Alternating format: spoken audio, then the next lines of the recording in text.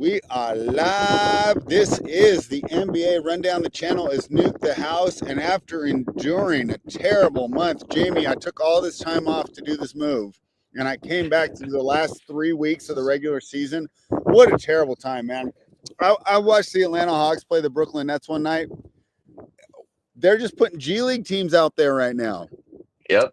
It is absolutely terrible. But like I was telling you, and then I just hit start because I figured the people got to hear this too. You know what's the best thing about this time of year, Jamie, is the NBA pods are actually discussing the game. Yeah. You know, for our NFL podcast that we all love, right? They're always talking about the plays, the breakdowns, the schemes, the strategies. NBA podcast, all they ever talk about is who's getting traded. Yeah. Why did LeBron yell at Stephen A. Smith? It's like, I don't care. They're actually talking about the games, and I am excited. I'm also excited to have you as a guest today.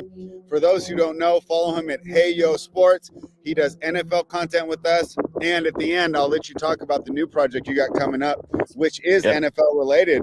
But overall, man, you have to be happy. Your team is set up. For those who don't know, he's an LA Lakers fan. Tell me your feelings about the NBA season and the NBA playoffs have arrived.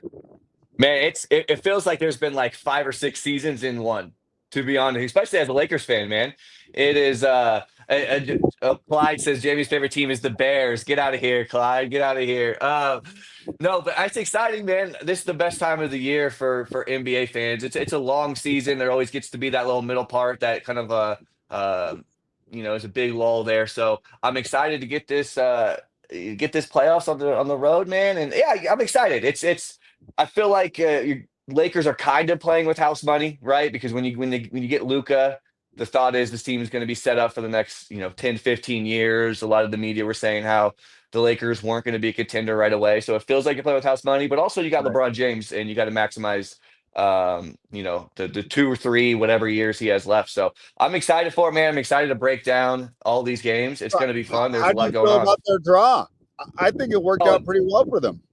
The only way it works out better, and we'll talk about that game tonight, is if Memphis somehow beats Golden State. That is the only way it works out better because, and like I said, we will talk about this, but I think Golden State is the toughest opponent for Green Bay, just stylist or not Green Bay. Here we go. There you go. Already got the Packers. You can't stay away from the Packers. I can't. It's the toughest matchup for the Lakers, for sure, in my opinion. I think the small ball for LA causes problems. We'll get into a little bit of like the X's and O's and the stylistic matchups between them. But yeah, it's set up pretty good for the Lakers, man, and I'm excited to see how it plays out.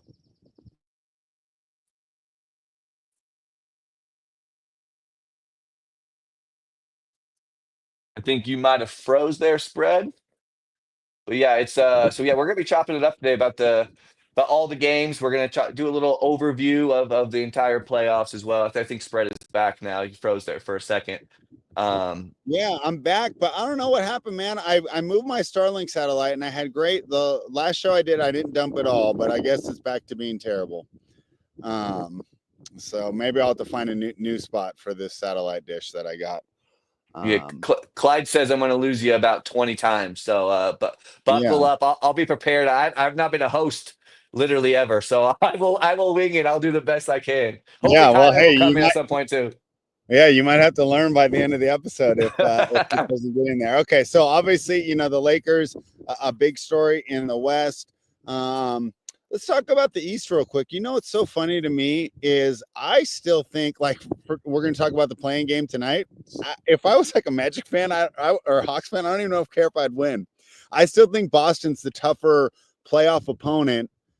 And I think that's kind of interesting for tonight's game. Now, I don't think either team can afford to just try to lose to play against Cleveland. Because it's not like Cleveland's that much easier. But to me, Boston's still the favorite in the East. Who do you think is going to come out of the Eastern Conference? It's Boston for me. Yeah. I mean, I think Cleveland is a good team. I value experience so much more when it comes in playoffs. I mean, if we're talking like a 1-game sample size, then anything could happen. But if we're talking like a best of 7, generally speaking, man, I'm going to lean on the team with experience, the coaches with experience, all that type of stuff. And Cleveland's a good team, so I don't want to write them off completely.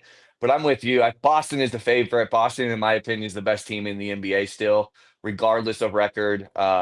and they're the most dangerous team. So I'm with you. I feel like the East is kind of cut and dry.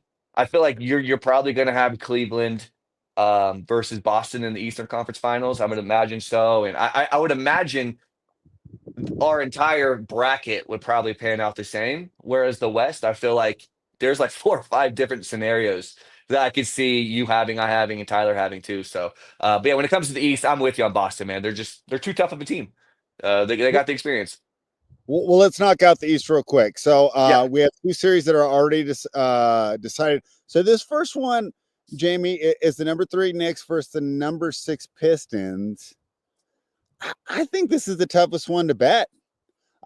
I really do. Obviously, we talked about experience, and that would be the big drawback from New York, but for Detroit. But Detroit beat New York 3 times this season, and I don't know if this new team really fits, especially for playoff basketball. Like, I think you can make an argument that last year's Knicks team was better with Randall, DiVincenzo, and Hartenstein. So it'll be interesting. Now, I don't know if Duran and the big men can really take advantage of the lack of Hartenstein out there. Really comes down to Cade Cunningham, right? Because if he can step up, and to me, if he can match Jalen Brunson, I think his supporting cast is pretty close. If we don't get an elite performance from Cade, though, New York will take it. But I'll tell you what, man, I don't think this is an easy shoe-in for New York. What do you think about this series? I like New York here. I can see what you're saying too about last year's New York team. I'm not a big Julius Randle fan, and we'll definitely touch on that when we get to the Minnesota side Yeah. and Lakers side. But he just historically has not played very well in the playoffs. I think getting Cat adds another level of experience for this team, being in the Western Conference Finals. Um, so I do lean the Knicks here. I would say the Knicks probably in 6. But you're right. I mean, Cade is a superstar, man. Cade has the potential to easily win a couple games here. And I think the Pistons are going to be a fun team in the future.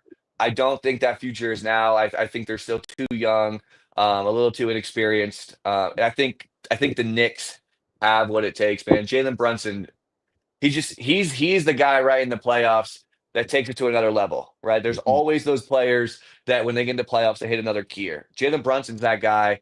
I love Josh Hart. He's the guy I wish would still be a Laker. I love his Yeah. game. So I'm with you where I do think maybe it's a little closer than the odds suggest. Because look, I'm looking at the Knicks like minus 430 at least on FanDuel for a series, which is pretty heavy. But I do think the Knicks win this in 6 games, maybe even 5. I think the Knicks personally, if the Knicks would have drawn the 4 or the 5 seed, I could see where we would have a Knicks versus Boston matchup, to be honest with you. But them getting the 3 seed, I think hurts them because they have to play Boston next round. I don't think they're going to be able to beat Boston. But I think the Knicks team matches up relatively well with the Cavaliers if they would have matched up at the, if they were a 4 or 5 seed. But that's not the case. So I think the Knicks will likely beat the Pistons in 5, probably 6 games is the most likely outcome. But yeah, I like the Knicks. The Knicks went winless against Cleveland, Boston, and Oklahoma City this season, so they have struggled against top teams. One thing I'll look in before we give our a full breakdown of that series later this week. I want to see how much rest they had. If you do the Knicks and you take out all their back-to-backs, and you just run the numbers when they're rested, pretty good team. They were good team. 4 on back-to-backs this year, so maybe that's something with, especially in the first round, sometimes 2 days of rest helps that New York squad. So not really sure where I want to go on that one. I'll tell you what, I am sure where I want to go on the second series, though. I like Milwaukee here. I just think that Giannis is simply too good. And this team's been playing really good as of late. When Damian Lillard went back out, they kind of got back to the identity that helped them win. Now, they should never shipped out Holiday, but we can get to that some other time. But, they seem to be like the defense first, running through Giannis. Giannis is the point guard, mostly on offense. And, Lillard's a great shooter, but he's really not that good defensively. He was never good even when he was young and quick. And now that he's older, he's not good at all. So even though he's not going to, there's rumors that he might make it back towards the end. I don't think so. And if he does, I can't imagine him. I don't even know if they would start him. No. But I like Milwaukee here. I just think they're better. My only concern is the coaching. I don't want to take Doc Rivers over Rick Carlisle. No. That's really my concern. But when I'm looking at these rosters, I really like Milwaukee's better. I know that Indiana seems more balanced, but I like Milwaukee here. Yeah, it's interesting that you said that because that was the first thing I looked at when the odds came out. I thought the Milwaukee's getting a little undervalued. I thought it would kind of be around like plus 140 for them, and I'm seeing like plus 180 now on Milwaukee's side, which I think that's some decent value for Milwaukee. If I had to I think just so pick something, too. I really do. If I had to just pick, obviously, the most likely outcome, right? But obviously, when we're talking about sports betting and odds, that's not how that works. Most likely outcome, I think Pacers in seven. But if you're telling me if this series gets to a game seven with Milwaukee and Indiana, and you're going to have Giannis in a game seven over guys like Tyrese and those guys, I'm taking Giannis in Milwaukee. Right, like so I'm with you. I think it's close. Indiana, like you said, is a way more balanced team.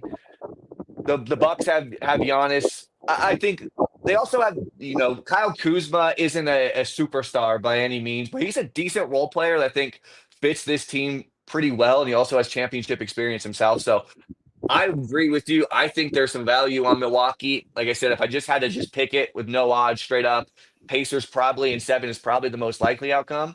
And there's our boy Tyler here, so I'm excited to see what Tyler thinks about the Eastern Conference as well. Tyler, we were just talking. We did the Knicks real quick at first. Jamie likes them. I'm not sure what to make of them. What do you think of the Knicks and the Pacers? I mean, they should be able to beat Detroit. Would it really surprise me if Detroit mucked that series up and Cade, this was his coming out show? Not really. I mean, New York has not impressed me. I wouldn't be surprised if the Cat Brunson duo just isn't it. My worry, though, is Detroit really doesn't have a second guy other than Cade to go to. So, I mean, if they're going to beat him, it's going to be on Cade's back, but I can see it happening. I do like the Milwaukee call, though. I'm not big on this Pacers team. I think Milwaukee would have beat them last year if Giannis didn't get hurt. I know Dame's out now, but Giannis is just a giant mismatch for them. I could see him having a huge series and them winning that one. And as you can see, Tyler, I'm outside today, so I don't have all the stats up on my second screen like I normally do. But if I remember right, Milwaukee finished winning like 8 of the last 10 games that Dame missed. So it's not like they haven't figured out how to win without him.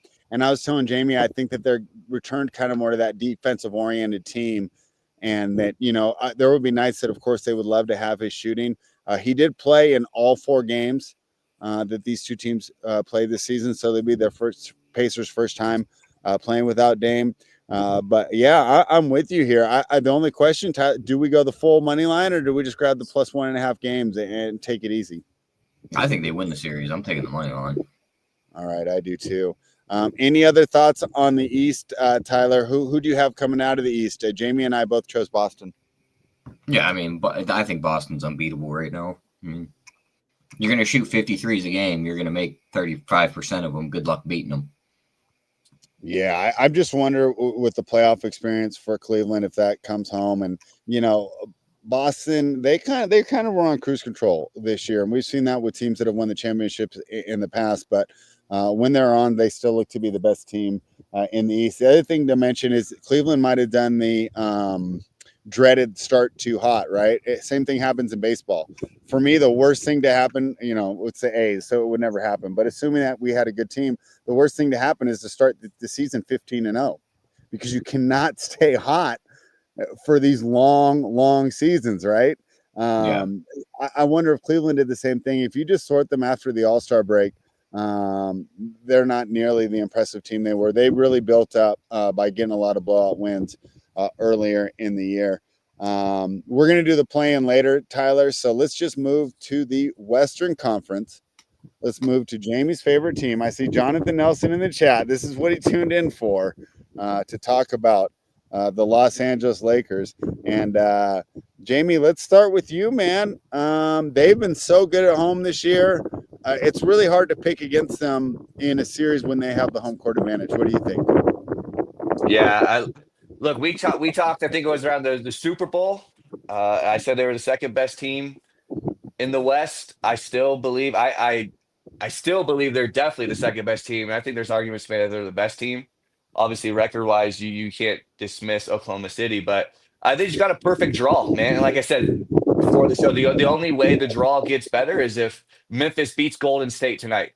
The Houston Rockets uh, or Memphis Grizzlies are not going to beat the Lakers. We talk about the first round matchup, which I'm sure we're going to break down in probably more detail later on in the week. So I don't want to go too deep into that series specifically, but I think that there's a lot of mismatches there for guys like Luca and guys like LeBron and the Lakers' ability to play small. That's going to hurt teams. They dominate large teams. Teams that don't have the ability to play small, they're going to switch on, and they're going to get guys like Hartenstein for Oklahoma City to go guard Luca on the perimeter 1-on-1, and it's just going to be an absolute disaster for that team. So I love the Lakers here. I think that, look, I'll just say now, you're gonna ask me in a second. I have them winning the West. I think that they're too tough of a team. You got Luca, who's arguably top three, if not top three, he's definitely top four, best player in the league. You disagree with that? Spread? You made a face. You're muted. I don't see them beating Oklahoma City. So I think they make the Western Conference Finals. Okay. I think that's here's like the easy NBA breakdown for the Western Conference. I think like I'm on the same side. Like I think it's probably the Lakers, but like, all right. In what series do the Lakers not have the best player on the floor? I mean, you could make the art. You could make that argument. You think SGA is better than Luca? That's what I'm saying. Yeah. No. Okay. Well, who has the second best option in any series? The Lakers. LeBron's better than every second option in the West. Now you can say the third option as well. Austin Reeves. Who's the third option? Don't even sit here and try and say Jalen Williams. You can go climb that tree and sit up there all day if you're going to say that. All right, next episode coming to you live from the tree. No, he's right. Look, if you think SGA is better than Luca, that's fine. Obviously, he had a better season. Luca was hurt, but let's not forget that Luca last year was second MVP voting, averaged almost 34 points a game, right? Like 34, 9 and 9 was basically a stat line. Like Luca is an absolute killer, man, and Luca is also a player that historically has played better in the playoffs. All of his numbers go up in the playoffs. And now you're going to add Luca to play with LeBron James, who has, I think people don't even realize how well this guy has adapted to this new role. He said, Luca, you do what you do, I will adapt. LeBron is now coming off the ball. LeBron is shooting like 40% on catch and shoot threes this year. He has turned in his last 2 years to an elite 3-point shooter, right? He is the runner. He said it before. He is the wide receiver. He's even letting Austin Reeves handle the ball more. And LeBron has put his focus into the defensive side of the ball, which we all know Luca doesn't have the skill set to be an elite defender. LeBron James still has the skill set to be an elite defender. I think we all can agree that majority of the time it comes down to just effort for LeBron of the last several years. But now when he's not having to focus so much on the offensive side of the ball, he's just going to focus more defensively. And like I said, I think that this team, their ability to play small causes so many issues. Like Gobert in this first series, I wouldn't be surprised if by the end of the game he's not even going to be allowed to play on the court. Like I just will find is something to play that man off the floor. 100%. Like who's he going to guard? Right, the Lakers small ball lineup. How they end the game? They start Jackson Hayes, but they end with Finney-Smith, Rui. Then they obviously have the big three and Reeves, LeBron, and Luca there. So who is Gobert going to guard? Right, like is he going to guard Rui? Decide him on DFS or Rui, right? But but Rui or DFS is going to stretch. They're going to go on the perimeter and shoot threes. Yeah. So now Rudy's going to have to decide, okay, when Luca has the ball and Luca's driving in the middle, you're now going to have to make a choice. Are you going to slide around the perimeter to guard Rui or DFS? Probably not, right? So he's going to come and double, help on Luca. Luca's going to make that pass 10 out of 10 times. He's going to hit Rui, who is a 42% three-point shooter. Finney-Smith, who's an elite catch and shoot percentage player as well. So I think it's just an absolute mismatch nightmare. And Jonathan Nelson just said it too. Mike Conley's also unplayable. He's going to get switched on it too. Yeah.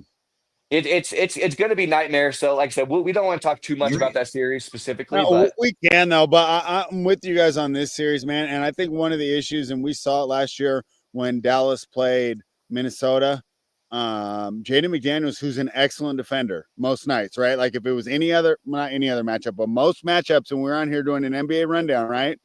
We would say Jaden McDaniels is going to be a tough matchup, not for Luka. He's simply too big, and he really did well in that matchup last year. So who do the Lakers have? I mean, who do the Timberwolves have to throw on him? And you're Not right. even I just mean, that. What you just said. If they're gonna put Jaden McDaniels on Luka, they're screwed. We're No. screwed. I'm a Laker hater. We're screwed. just what body is gonna guard LeBron at that point? Julius Randle? Yeah, good luck. good Right. luck. Good Good luck. luck. And also offensively for Minnesota, I can tell you right now, JJ is going to make Julius Randle hit open shots. JJ Yeah, or Julius, and can go average 32 points a game this series. It's not gonna matter. 100%, 100%. I think so too. And I think that's going to be the downfall of this Minnesota team. And I feel bad for Ant because I think there's a scenario where he is the best player of the series. I think there's a scenario where he outplays Luka because he's better on both ends of the floor and he can get it done. I mean, we talk about 3-point shooting. Ant's 3-point shooting was just as good. He's better at getting to the rim, better finisher in traffic, and better defender. The thing is, who's going to help him out? So, like you said, he can go for 35, 10, and 8. It's not going to, it's just not going to matter. So, I'm just hoping they tire him out. As a Laker hater, I just don't see a scenario where they win. I No. legit think there is one team in the West that could beat the Lakers. The I think so Thunder. too. No, No. I wonder if he's going to say what I'm going to say. We'll see. Who is it, Tyler? It's Golden State. It's Golden State. It's Golden State. That's exactly what I said at the beginning about how tonight's matchup is actually massive for the Lakers because playing Memphis or Houston in round 2 is so much easier for the Lakers than Golden State. Lakers, they have more difficulty going up against other small ball teams like Golden State. Golden State also has 2 guys who can guard the wings and Draymond and Jimmy Butler. And we saw it when they played. I love Luka. He's a terrible one-on-one defender. And we saw it the last time Golden State played the Lakers. They switch hunted every single time. And next thing you know, like if Bando would start off on a Steph, they would come and set that screen. Next thing you know, Steph's getting a one-on-one with Luka. And so Tyler is spot on. That is the one matchup that I think poses the biggest threat. And they also have a ton of experience, right? I mean, their head coach is probably the best coach in the playoffs right now. I would argue that. And Steve Kerr. Going to get eliminated tomorrow. Yeah, I would agree. Yeah, yeah. I think you guys are. Why are you guys not giving OKC credit? They have the highest net rating in history. They just remind me. They remind me of the Houston James Harden team somewhat, where it's like one guy has found this almost niche way to play in the regular season, and it looks great. The stats are great, and then the playoffs come. The whistle tightens up. Your second and third options, the lights are a little bit too bright. And I just think that the Warriors and the Lakers will be able to find ways to attack this team. Like the way LeBron would attack those Boston teams back when he was in Cleveland, where it's like, all right, guys are hanging out in the corner. They don't really want to help or they don't want to stay on their man. They want to help when I drive. He's just going to find these spots and use these mismatches. Like if OKC is going to try and go small, you don't think LeBron's just going to get that mismatch, post up that guy and force a double team? I don't think It's they go gonna small. happen. Do you? They Okay, almost well then- can't. And so Yeah, that means they're in they trouble. almost can't go small. What happens if they're just running these bigs off the floor and they're just screwed from there? Yep. I just don't know if they will. I think the rebounding will be too good. I think OKC can go big against someone, which is why I probably do kind of like The other this. thing too The that, other that worries me advantage- about OKC is like, okay, like yeah, Shea's probably a top 2, maybe 3 guy in this series with LeBron and Luka. But like the Lakers probably have the next 4 guys. I don't think so. That's why I was going to disagree with you. I think OKC's got way more depth, especially coming off the bench. And I don't think depth matters. Like Isaiah Joe and these thank you. guys, they might Yeah, play yeah. like 5 minutes, Brett. It doesn't matter.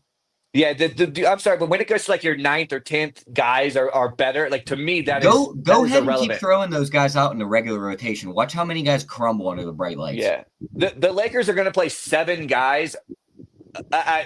a lot of minutes, and then their eighth guy is probably gonna be like they're gonna split. Vando's gonna get 12 minutes. Maybe Goodwin gets 10 minutes. Connect basically doesn't play unless it's like a perfect scenario for him or someone gets hurt. But like they're mostly going to play seven guys, and you're going to have DFS come off the bench, who ends up going to be he's in the closing lineup, and then you're going to have Gabe Vincent. But the issue with the Lakers is the Lakers have really good shooters, and when you have good 3-and-D guys like Finney Smith, like Gabe Vincent, like Rui defensively isn't as great as those two, but he's a great shooter.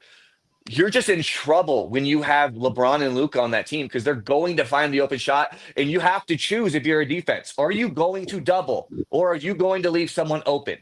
And in a best-of-7 series, I just expect Finney Smith, Rui, and Gabe Vincent to knock down threes more so than they won't. That is really what it comes down to for me. And who's going to get the whistle in an OKC LA series? OKC defense and the way they were running people off the three-point line this season. You can argue the Lakers are way better offensively, but when it comes to defense, OKC has been elite all year, and they're balanced. They weren't the last two games when they played. Let's The keep it on Lakers here. held them to 60 points in 3 quarters in one of those last matchups. Yeah, And you can't argue that guys were out because OKC played their entire lineup and their bench guys. But at the same time, that was like a must-win for the Lakers, and OKC did not care at all. Okay, what happened? Okay, then how about the following game? Because they literally played 2 days later. The following right? game, OKC covered because I laid the 9 and I won. You know why they covered? Do you think Luka getting thrown out of the game with 7 minutes and 30 seconds left is valuable when the Lakers were up 108-107? And by the way, Rui didn't even play that game at all. So OKC was fully healthy. The Lakers didn't have Rui, who didn't play at all that game. And then Lakers were up 108-107 with 7 minutes left. And Luka got thrown out the game. Then 5 seconds later, Vanderbilt got a tee, and then it all kind of spiraled. Luka's pretty valuable. I think you would agree on that, right? So yes, if Luka doesn't play this series, I give Oklahoma City the edge. But again, I don't want to sound like I am dismissing Oklahoma City. They are a great team, and they had a great regular season. It goes back to what I said earlier too, that I value experience. I just don't think they have the experience. You know what? Next year, when Oklahoma City gets Kevin Durant to come save them, then we can have we can have a different talk about this Oklahoma City team. But I think as of right now, they lack experience, and I think that that's going to kill them when you're literally going up against the team who has the most experience, like outside of maybe Golden State. We're talking about LeBron James, who's been to 10 finals, Luka, who just came off of the finals, right? Like, I just think the Lakers You want my Oh, bold take for the Western Conference? Let's hear it. The Western Conference Finals will not leave the city of LA. I don't disagree. I don't think that's that crazy. I'm kind of with you. Next, The are we done? Clippers will beat you wanna go OKC in the to that? second round. I think that's a perfect Good segue. transition. Yep. I actually like the Clippers a lot, Tyler, to defeat Denver. I mean, they were plus 108 yesterday spread. They're minus 120 now. That Because plus it's money was the spot. How can you be favored when you fired your coach a week ago? Their head coach has coached 4 games. You want to know how many threes they made in their last game? 5. Good luck winning an NBA game in today's modern league with 5 threes. And we talked about that with Ant earlier. Jokic is going to put up like 30, 20, and 12, and they're going to lose by like 15. Yep. 100%. I completely agree. And again, I live in Denver, so I'm really hoping so, to be honest with you, even though I'm an LA guy. I'm hoping the Clippers win. The Clippers are just a really good team, man. When this team's healthy, they're a top 2 defensive team in the league. You get playoff Kawhi. The concern would be that he gets hurt. That's literally the only concern. If he's there, they're going. It's because he limps to the thing, just like Anthony Davis, right? About halfway through game 2, and he limps to the locker room, and we don't see him again. 100%. That's the concern. I mean, that's why you don't just put a shitload of money on him. Yeah, and also too, Jokic is Jokic. What's up? Yeah. And also too, I do want to put some respect on Jokic. I personally do. I do not think Denver has the team to do that. Like losing Bruce Brown and then losing KCP, it has really kind of come out where it's like this team lacks depth in a big way. And like Tyler said, in 2025. I'm never betting on a team that ranks dead last in 3 points a game to advance far in the NBA playoffs. I literally just can't do that. I think also the Clippers are good, man. Zubac is he a top 5 center in the league? He's Like, getting the Oh, third team the center. centers really aren't He's that getting good. the yeah, third team center, and he's that's what I getting was on the thinking. all defensive teams. 100%. Like, this team is good. Again, one other concern maybe for the Clippers would be James Harden historically has not played well in the playoffs. True. But I don't think that matters as much this series. And I also, heard a too, good point about that, though. This is going to be the first time that he's not going to be required to do everything, right? Because Yeah. even in Philadelphia, right? It's like, are you going to really rely on Joel Embiid in a big Yep. game? No, he knew he had to do it all himself. He's got Now- such a great matchup too. yeah. Oh, yeah. Who's going to stop James Harden? Exactly. You know, like, I think Christian Brown, but then who's going to guard Kawhi? Right? It's he's like gonna guard not Norm much. Powell. Like, there's yeah. there's So bodies out Kawhi there. is interesting. I think Aaron Gordon's a good matchup for him. I think, but when you keep Yeah. doing this, right? Jokic on Zubac. Norm Powell's the guy that ends up being the issue because who ends up on him? Michael Porter Jr. You Yeah. want to know what That's decides good. this series is because I bet you a lot of these games are close. I wouldn't be surprised if a series goes 7. Mhm. But just come crunch time, Kawhi's going to guard Jamal Murray, and that pick and roll is going to die. Yeah. That's Yeah. plain and simple. That's Yeah. what's going to happen. And, Yeah. and I don't think Murray's 100% either. So I mean, they might not even need Kawhi on him. Huge coaching advantage in the Clippers' favor too. Yeah, It- you it- know, the guy's well- coached 4 games in his career going against Ty Yeah. Lue. Give me Right. a break. And I will say that I do think David Adelman has potential to be a good coach. He Yeah. was actually, if the Lakers didn't get JJ Redick, he was actually the guy I was kind of hoping the Lakers would get. But I mean, he's had 4 games, right? Like, there's nothing really schematically that he could change with the last 4 games of the season. It kind of is what it is. And my last point too, which I think absolutely kills Denver. You don't tell him you have Russell Westbrook on your team, and he doesn't have it in him not to shoot the ball in big time situations. And now he's going to go up against his old team in the Clippers. He Yeah. is going to, late in some of these games, have just disastrous games, man. He's going to shoot the ball late in the game because he feels like he needs to do it. He just doesn't have that ability in him to be like, I'm just going to be a good role, because he has the skill set to be like, if he wanted just to focus on being a really good role player, play some good defense, get offensive rebounds, but he just doesn't have that in him, right? Like, he wants to be the guy still, and I think he is going to. I mean, it's hard when you've been the guy since you're 8 years old, though, right? I get it. I totally get it. He needs to take a page out of Dwight Howard's book when Dwight Howard went back to LA in 2020, right? Where Dwight Howard was like, you know what? I'm just going to focus on being a good defender and getting rebounds, and that's you it. know what he did so well in that run too, Jamie. I hate Guard giving him Jokic. credit in a Lakers uniform. He set screens so well. Yeah, that too. Can you imagine if he did that 100%. his whole career? 100%. Well, could you imagine Dwight Howard now playing with like a Luka with a lob threat? I mean, that would just be sick. But that's a whole different story. But yeah, I'm with both of you guys. It is crazy. Tyler did say, I just checked, and that line did move because I saw the Nuggets were the favor. So if you got the Clippers, you're in a good spot here. Again, you never know. But We might get an opportunity though to get in. I wouldn't be surprised if Denver won game 1. Yeah. Tyler Well, yeah. usually gives up game 1 as like a checkout game. Like, I'm gonna Yeah, see what's Tyler going never on does here. good at the beginning of the series. Yeah. He's Yeah. always good at game 3. Yeah. That's Yeah. where I think Adelman's in trouble. If this was a playing game, then I think you can make an argument for the Nuggets. Yeah. But Lou's been one of the best at adjusting for his whole career. 100%. He's a great coach. Yeah, I think so too. I was so happy he didn't end up with the Lakers way back in the day when I thought he would have. instead. Yeah. All right, so it sounds like we both agree on the Clippers. We both agree on the Lakers, or we all agree, and then we'll get into some arguments here. Well, we really won't. So let's see. If they were to win, it would be LA, OKC, the Clippers, OKC. Yeah, that would be the That's a tough matchup for them. next matchup. I mean, that's what I'm saying here. Like, the Lakers draw was perfect for them, Yeah. right? Like, Oklahoma City. If you told me that, and to be honest with you, the worst case for Oklahoma City again is if Golden State loses tonight. I would not be completely shocked if Golden State beat Oklahoma City in round 1. Like, I wouldn't be like, would I pick it? I'm not sure. I doubt I would. I don't but think I would. No. Because But it's not shocking, no. it's not shocking. The issue for Golden State would be the rest, right? They would play It's way today. more They play likely that again in 2 OKC days. loses to Golden State than Cleveland loses to whoever comes in 8 in the West or in the East. 100%.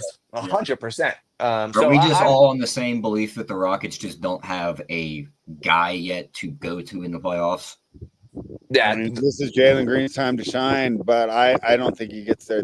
I mean, he would have to take a massive leap for them to be a problem in the West, in my opinion. But they're just not going to. He's got the physical skill set to do it. He could. It's up here, and maybe Udoka gets him right. Because that team has the defense. They have the bodies. They have the experience, too, with certain guys on that team. Yeah. I mean, Van Vliet, he was an NBA champion. And I like Sengun, too. Like, you're telling me that the Rockets, they're probably drawing the Warriors in the first round, but, like, would it really surprise us if they snuck that out? Not really. Did you see what they did to Steph the other night? That was like the worst game like, they could easily defend that team. Yeah. Like, they're 65-1 to win it all. Mind you, they're probably not going to get there, but 65-1 and Minnesota's 50 and Denver's 34. No, that's wrong. Yeah, I'll give you that. Yeah. All right. Yeah, I'm with you. I don't think Houston. I mean, they're Houston's Devin Booker away from being there. I'll say that. Dude, maybe I keep saying Kevin Durant. I think there's like 3 or 4 teams where I think Kevin Durant could like realistically go to, and that team would take that next leap. If Boston somehow doesn't win it all, Kevin Durant's in a Boston jersey next year. Because that new owner, they're going to be way over the luxury tax, regardless of what happens. If they don't win it, what does he have tied to this? The problem is, how do you trade for KD? You move Jaylen Brown to get yourself under the apron. And his contract ends next year, so it pushes all that off the salary cap. Who'd you move? Jaylen Brown. No, but the problem is, you'd have to trade Jaylen Brown for KD. Is that what you're saying? Yes, they would swap, and KD's contract would come off the books next year, and Boston would be able to stay under the apron. It's a new owner spread. He has no ties to this core. Boston, would you give up Jaylen Brown for 1 year of KD?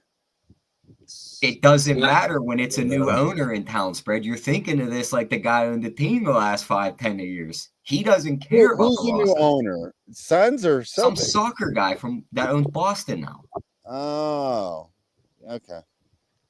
Sorry, I fast forwarded that part of the Bill Simmons pod. I can't listen to him talk about the Celtics. I did see though that he was talking about some new ownership deal.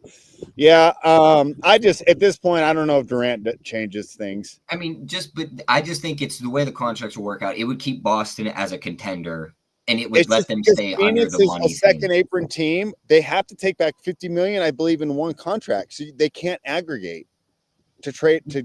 That's why I think he's tough. Like, for example, let's just say I wanted to do some fake scenario where the Kings get him.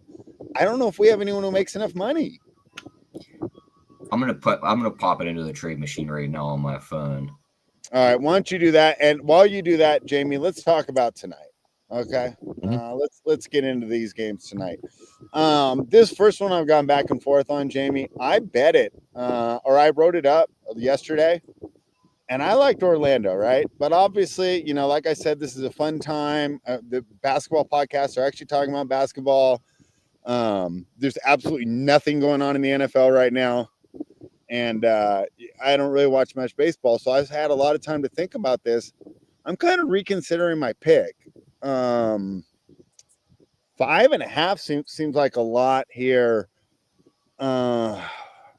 Even the total, I keep going back and forth on. So talk to me about this game. Sometimes your initial lean's the best, and maybe I'm overthinking it. And my initial lean was that the Magic get the stops. The Hawks can't defend. I saw them. I bet an under in a Hawks game, and they made a G League Brooklyn team look like a competent offense. They just can't get stops, and I do think that Orlando will be able to dig in and get those stops. However, 5.5. I mean, can I see Orlando winning by 4? And it's really a never in doubt game, right? I could see that too. So I think this is a pretty good spread. Did you bet tonight's game, and how are you approaching this? It's out to 6, man. This is Atlanta or pass for me. I took Orlando 5.5. I also have Yeah, I always have a couple player props too. I'll talk about at the end of this breakdown, but I think Orlando's like a sneaky good team when healthy. To be honest, they're an elite defensive team. They're ranked second in But defensive they're never rating. getting Suggs back. He's not coming back this year. He was at the NBA No, watching his girlfriend get drafted last night. I saw that. Congrats there. But I think they're good. I mean, they have more superstar talent. I think, look, Trey Young, does he have the ability to score 50 points? Yeah, he's going to shoot the ball 25 to 30 times. I don't think there's any doubt about that, right?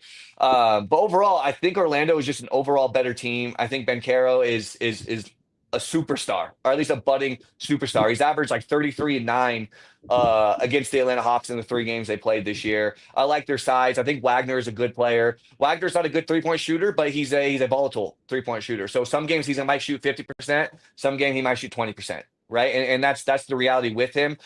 And the interesting thing is these two teams stylistically are much different. Atlanta is a team that wants to push the pace, get up in transition, move the ball down the court, whereas Orlando, I think, ranks dead last in pace of play. They want to slow the game down. They want to get into the half court offense and run it through Banchero. So I like the ability of Orlando's defense to make key stops in this matchup. I think that they're role players. I like Carter Jr. I like KCP. Although KCP this year has struggled to shoot the 3, Yeah. historically, if you look at his numbers over his career, I mean, he has not shot under 38% outside of this year from 3 since 2019. Now, of course, when you play with guys like LeBron James and Jokic, you're going to get open shots. That's Right. obviously playing into this. But Atlanta, they rank 28th, right, in 3-point percentage allowed. They give up open looks to teams a lot. I think KCP has a sneaky good game tonight where I could see him, if he goes 3 for 5, 4 for 6 from 3, I wouldn't be completely shocked. And lastly, Atlanta just turns the ball over a little too much. They're a high variance team. They turn the ball over at the 5th highest rate in the league, whereas Orlando allows they turn over the ball the 2nd highest most defensively. So I think Orlando is the good play here. It is moving up to 6. I still like the 6. I just think they're better overall, to be honest with you. Like I said, could Trey Young score 50 if this game come close? 100% he could.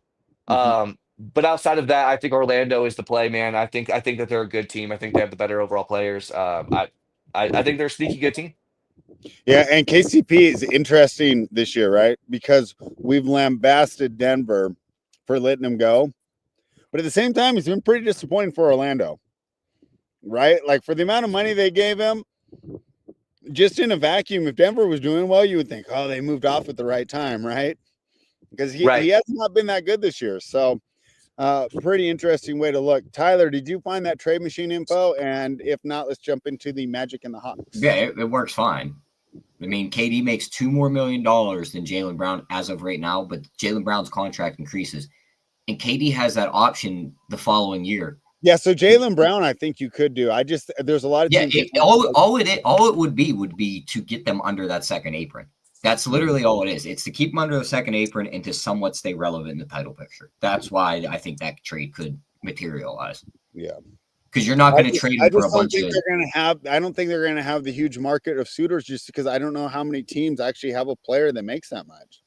No, that's why I think the market's going to be very small. And You're Kevin Durant. You're looking to leave Phoenix. You probably don't want to go sit on another bad team that's going to miss the playoffs.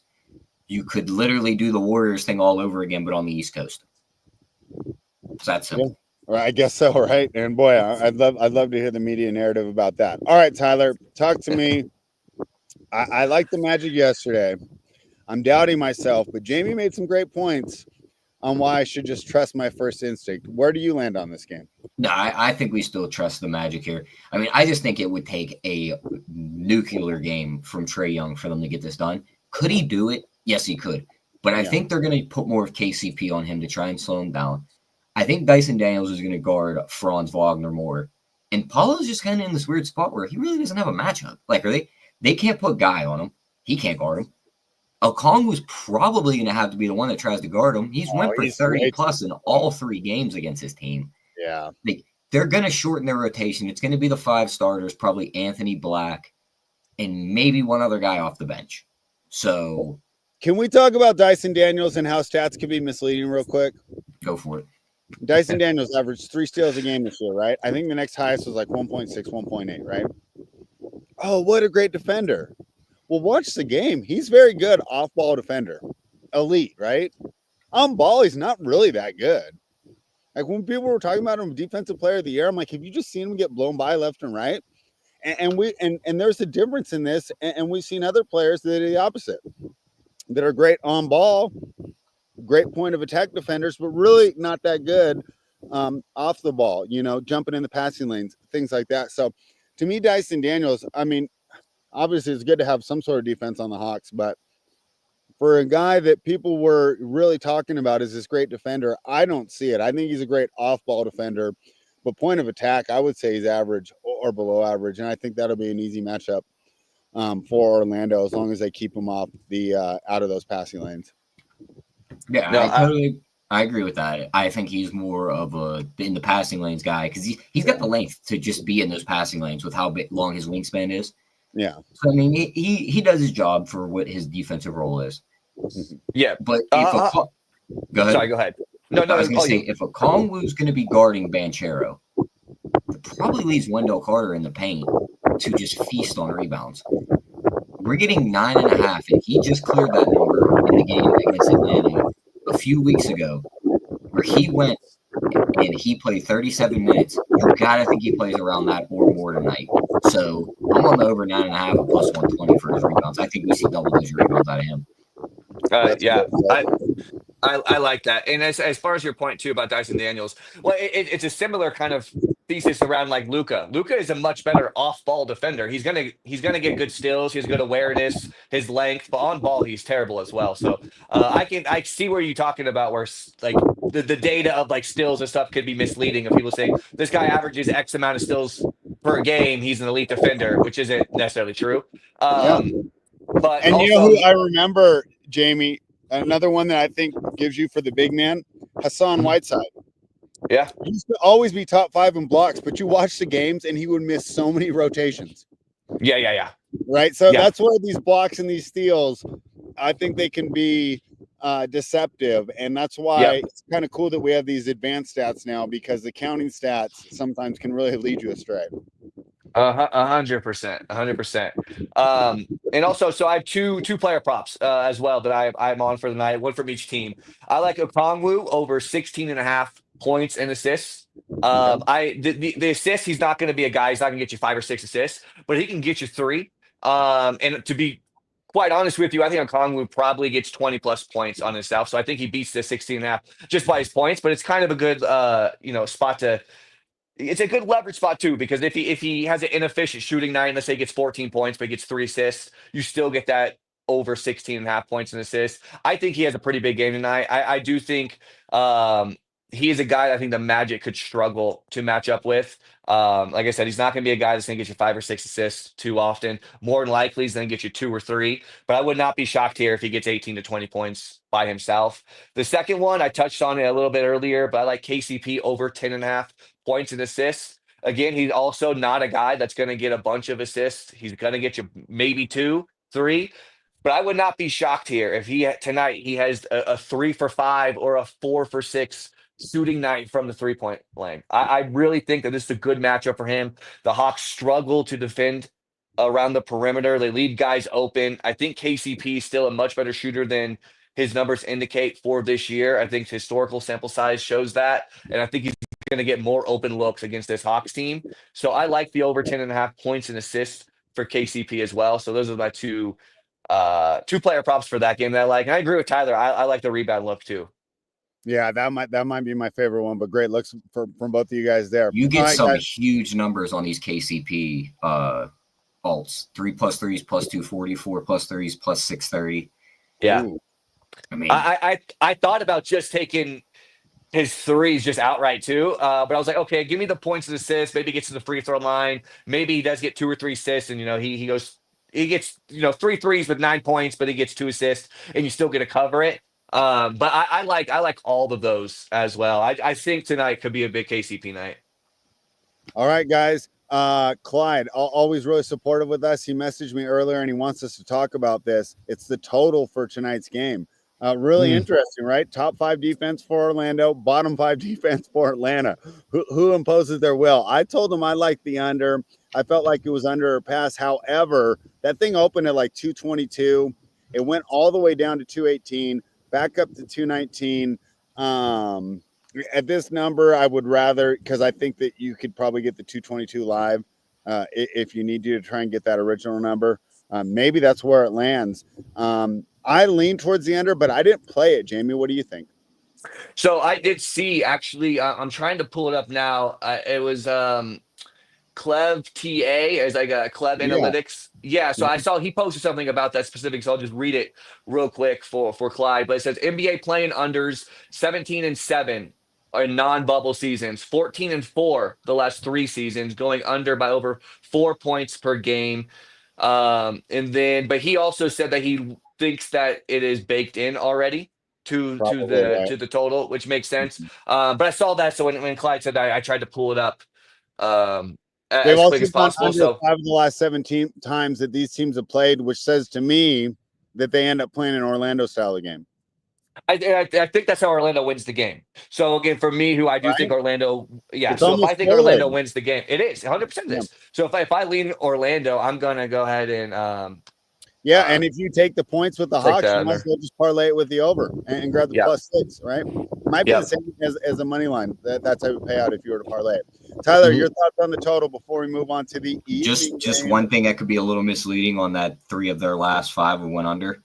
Only one of those games was lined under 220, and that one went over by 12 points. And that's good knowledge on those trends, and that's why I also wanted to look into, and we'll do them more on the Knicks. I know they were 1-3 against the Pistons this year, but if they were all on back-to-backs or tough travel situations, that might not be indicative. The final thought, guys, if I'd go you're a over. Magic or a Hawks fan, would you almost want to lose tonight? No. You want to play Boston? I mean, so I get that thesis, and it's like kind of the similar thesis As that a people team, had you about. can't do that, but as a fan, you can. Right. And well, it's the same thing. Like last year, I remember with the Lakers, it was the same thing. If Lakers won the first playing game against the Pelicans, you get Denver. If not, you would. Yeah. I don't remember who else. Who was the 1 seed last year? Is it Minnesota? I don't remember. I can't remember all this. But either way, it was not the Nuggets, right? And so everyone knew about the Lakers versus Denver. So it was like if you lost that game, you win the next game, then you get to play the 1 seed instead of being the 7 seed. And again, you can't actually do that as a team. You have 2 chances to get into the playoffs. You take it. Yeah. But I'm just saying, as a fan, if you're a if you fan, lose tonight, I don't think you're too disappointed. I think well, I'd rather, no. especially Orlando. Although I think Orlando matches up pretty good with Boston. If I'm a Boston fan, I'm watching tonight and I'm rooting for Atlanta because that's a 4-0 sweep where we win by double digits every game. I don't really like the Orlando matchup. I think it's winnable. Winnable, of course. I think they would win. I think it's just a lot harder going into round 2. Yeah. Yep. No, I agree with you. All right.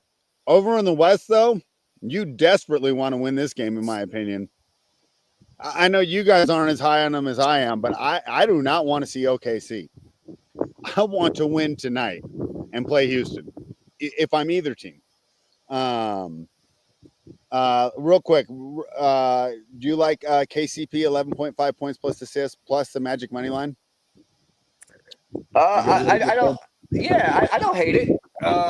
So yeah, it did. I just checked. It did go up to 11.5. It was 10.5 earlier. FanDuel looks like it's completely off the board, but I think those are correlated anyways. I think KCP has a big night. It's likely correlated to them winning. I think he's heavily involved in that team with the win. So I don't hate that play at all. I tend to not love to do parlays anyways, but if you want to get some good odds on that, I'm not sure what the odds would be. What was that, like plus 250 maybe 350? I'm not sure what it'd be, but yeah, I don't hate that. I like both of them to hit outright. So hopefully it happens. All right, let's stick with Warriors Grizzlies then here. Warriors smoked the Grizzlies recently. Steph went for over 50, and we talked about it in the Denver section of this show. Same deal, man. You can't fire your coach like with 3 weeks to go and have me believe in you. So to me, I think the Warriors win tonight. However, I think this line's too high. Do you guys see a blowout here tonight? I'm seeing the Memphis Grizzlies +7. I would rather take the points. I think it could be a blowout. Hmm.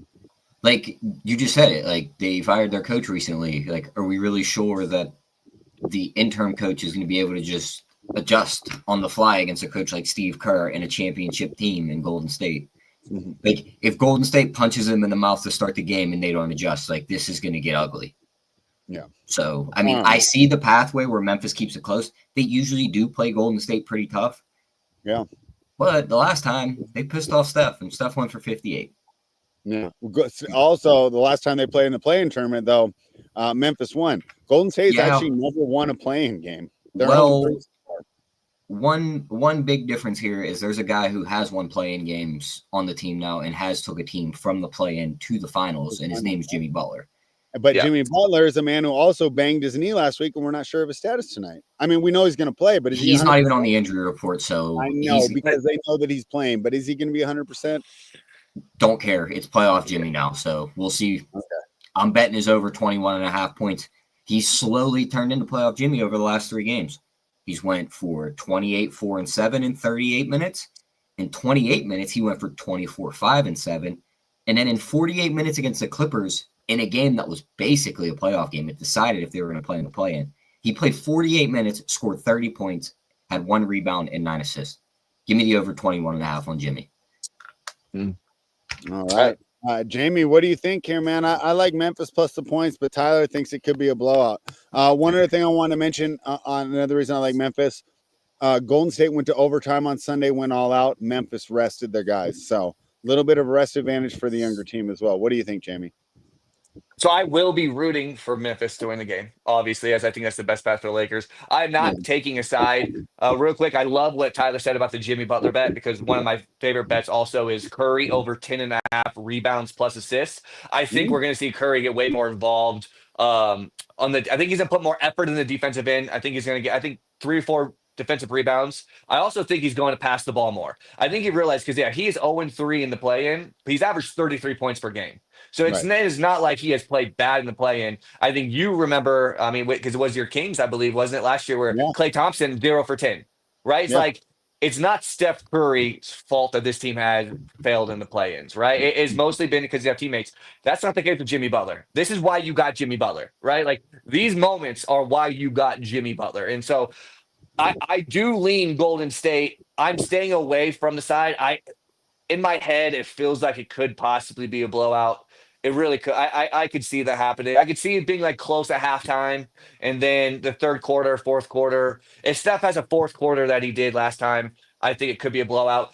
But there is the stylistic matchup here that I kind of like Memphis too. We talk about Memphis is going to be big, man. We talked about why you don't like that small ball, right? Maybe Edie, 100%. Jaren Jackson Jr. is going to look pretty big out there. Like I said, there's no way I would come on here and even tell you to take Memphis money line. I just have a feeling this could be a nice, fun game that we're excited to talk about tomorrow. That was worth our time to watch. So we watched all the way to the end, that we didn't flip over in the third quarter because I'm really surprised if the Lakers, if the Warriors just blew them out. I really would. I think we're going to get a close, hard-fought game. I would not be shocked. I think this is a massive Ja game. So I also think I like Ja over 33.5 points and assists. I think he could score over 33.5 just points, to be honest with you. Like, I think they're going to switch on a ton. I think they're going to try to switch and get Steph on Ja as much as possible. I think Ja's will take advantage of that. But for me, the key of this game, so I always like to play this game of if you could know a stat line from a specific player, who would you think win the game? So let me tell you, if I told you that Jaren Jackson has an efficient 13 for 20 game, has 28 points, 10 rebounds. If you told me he's got more than 30 minutes, I like the Grizzlies to cover at least. My main concern in making this +7 is that he has 2 fouls in the first 4 minutes. And what happens when they play Edie off the floor almost instantly? Jaren Jackson gets 2 fouls. And now you're running Santi Aldama and these guys out as your big, because Brandon Clark's out for the year.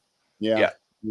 No, you're 100% right, and that is why, like, could I see? That's why I looked at some Edie props, and I'm like, okay, stylistically, the Warriors have struggled against big guys. We saw it against Zubac. We saw it with Anthony Davis when he was on the Lakers. They do struggle. Edie, though, has two left feet. That guy, he's going to be unplayable, I think. Jaren Jackson, to me, is the absolute key in this game. If Jaren Jackson has a big, efficient offensive game, I think this Memphis team wins. But another factor with Golden State, this team has been really, really good since they got Jimmy Butler, right? They were 13th in free throw attempts per game prior to the All-Star break. After they got Jimmy Butler, they ranked, I think, second or third in the league with 24.5 free throw attempts per game. 40% of Jimmy Butler's points have come from free throws, right? So we talk about like SGA as a free throw merchant. I think Jimmy Butler is a really great player. So I don't like him wanting to sound disrespectful. He's a free throw merchant. I think it's a skill, right? To be able to get to the free throw line, how often he does. So I think it's a compliment to his game.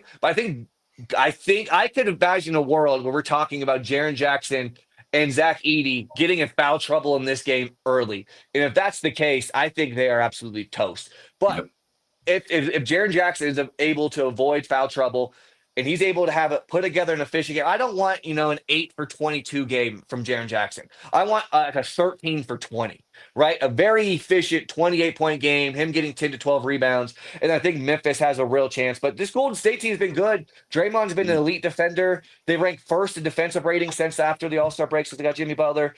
But like you said, too, the points in the paint, that's where it's used. And that's where I think guys like Jaren Jackson's going to play a massive role. Memphis ranks second in points in the paint. They rank second in second chance points.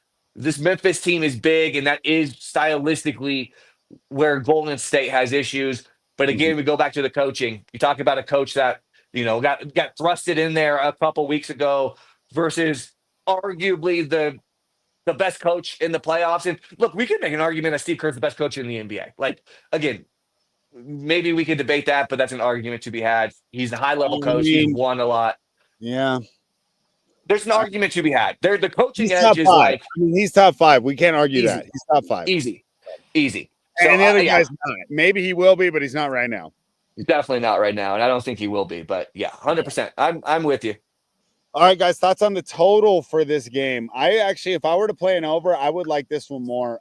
It's crazy. Memphis was already one of the highest paced teams in the league, and then they fired Taylor Jenkins to speed up even more. So if I'm not playing the total here. I'm going to play the +7. But what are you guys' thoughts on the total? Start with you, Jamie. It's a pass for me. I don't know. Just give them a lean. Give the people a lean. A lean. My lean would probably be the under here. But yeah, it's really like I have the total pretty close, to be honest with you. Like I think 227.5 is like a pretty good number. So it stay away for me, but I would lean the under. I think Golden State.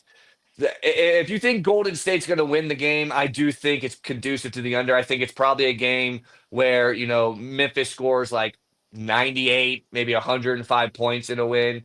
That would be my guess. But like I said, I don't love it either way. So I'm interested to see what Tyler thinks about the total. Yeah, what do you think about the total here, Tyler? I'd probably lean under, but I am not going to play the total. Yeah, I just look at it as if Golden State's defense has been a lot better since they made this trade. Yeah, number one. If they slow down Ja and Bane, like they can't really do much. The projected minutes for this game outside of the starters, like you're telling me Scottie Pippen, Santi Aldama, Luke Kennard, and John Conchar are getting minutes, like they could easily lock this team up, and it would not surprise me if Memphis didn't get to 100. Yeah, right. Nope. I'm with you. And like the last thing I said it a little bit earlier, but my favorite bet in this game is Ja over 33.5 points and assists. I truthfully liked it up to like 35, 36, to be honest with you. I just think it's a spot where I can see Ja scoring 35 points himself. Like I wouldn't be shocked. No, I agree. And that's why they fired the coach, because they wanted John. Don't even get me started on these. Yeah. The coach actually coached me. I can't deal with this. Yeah. Well, we never did get to talk about the Mike Malone getting fired, which I thought was just incredibly disrespectful for. Again, I don't know the backstory. There was clearly stuff behind the scenes that happened, but your franchise has never won a title before ever, and he wins. Those guys had to have gotten to a fight in the opposite quarters to justify doing it at this time of year. Because if he's that bad, yeah. Yeah. And Mike All right. Malone's not a bad coach, but yeah, No, I'm with he's you. a really good coach. Maybe he just might be one of those because he's a hard ass, right? He's from New York. He's old school. He's old school minded, man. Yeah, and I think some of these young guys they could live all this beautiful California. Denver's going down the same pathway Milwaukee did. Yeah, they 100% they are. Hired coach a little too soon after winning a championship. They're going to make a trade for someone out of just like snap reaction here. I wouldn't be surprised if they're in the KD talks and they're just. I was just about to say, roster. I mentioned KD almost every other team. I was about to throw it in there too. Like in my opinion, you ship out Michael Porter. I don't know how the contracts work and all that type of stuff. I don't even know if you even have draft picks though. Like if you're trading for KD, how much are you really willing to give up? What's the thing? They're panic trading at that point because of everything that's went on, and then they're in the same spot Milwaukee's in right now. I agree. I do think a KD would fit pretty well next to Jokic. He's going to get open looks. Yeah, that would be pretty cool. And I just don't think KD has the ability to be like a leader for a team. I think he just wants to hoop, man. So when he played with Golden State, he could just hoop, and he goes play with Denver and Jokic's the guy. He just hoops, and I think that he likes that, to be honest with you. So I think that'd be a fun fit. Yeah. All right, that's it for us today. What's your best bet, Tyler? My best bet, I'm going to go with there's a performance double on FanDuel. Mm-hmm. Jimmy Butler 20 points and Golden State wins plus 110. I'll bet that one, and give me the 25 plus and they win at plus 230. All right, excellent. I like those because like I said, I think it's going to be close, but I think the Warriors win. And I think that it's essentially winner take all. I don't want to play OKC in round one. Jamie, your best bet for tonight. All right, my best bet. So I like John Morant over 32.5 points and assists. That's over on FanDuel right now. And then my second one, I will say I like Okongwu over 16.5 points and assists. So those would be my two favorite. All right, I like those. I'm going to take the Grizzlies plus 7, but I'm not taking the money line. It's only the points. I think it's going to be a close, fun game that we're going to be happy that we stayed up to watch tonight. So, Jamie, that was fun. What's your schedule like this week? You want to jump on again? I'm free, man. I'm free. I can't wait, man. We got to dive deep into the once the bracket comes out, we actually know the full schedule. We'll have to chop it up. Well, right now we're going to do tomorrow and Friday. We're going to skip Thursday. Okay. So, I'll send you links if you can jump on. Great, and if not, we'll figure something out. So let everyone know what's going on and the new website that you're going to be starting.